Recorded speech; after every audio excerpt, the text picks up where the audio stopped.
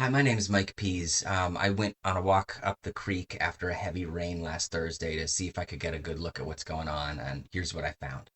Um, if you see here, you can see the runoff and the silt, that clay just absolutely gushing down the slope into the creek that feeds Lake Shawnee.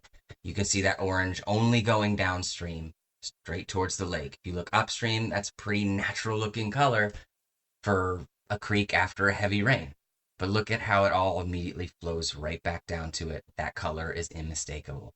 So we're going to follow this runoff back up the slope, which, of course, at the top of this hill is the solar farm. You can see some of the concerns from the report.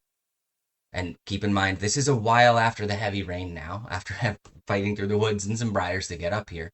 You can see how mucky it is. Imagine this with a heavy rain downhill sloping over it. But this doesn't lead directly to the discharge all that well, as much as this part does through the woods.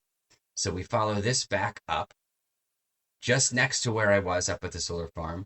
And then here we can see that further corner of the solar farm, just below the retention pond that is in question, from everything I could gather looking at the map.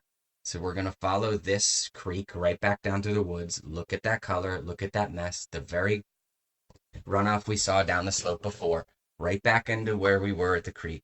You can see it's already a little less intense than it was before, but if we follow the creek down to the lake, it doesn't take long at all to see how intense that color and that silt and that construction runoff is.